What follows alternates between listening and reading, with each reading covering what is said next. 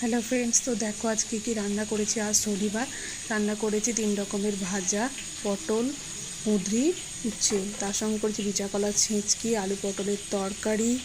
আর এখানে এই যে চিংড়ি মাছটা ভেজে রেখেছি। তো চিংড়ি মাছ ভাজাটা করেছি, চিংড়ি মাছের মালাইকারি করব। চিংড়ি মাছটা ভাজা হচ্ছে, তার সঙ্গে রেডি করে রেখেছি চিংড়ি মাছ মালাইকারি করার জন্য নারকেলের দুধটাও রেডি করে নিয়েছি।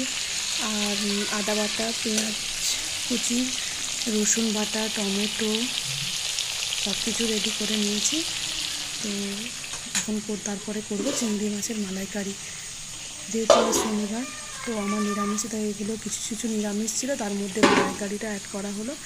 কারণ যারা নিরামিষ খায় না তাদের জন্য মালাইকারিটা হয়েছে। তো দেখো এখন এখানে মালাইকারি রান্না হচ্ছে।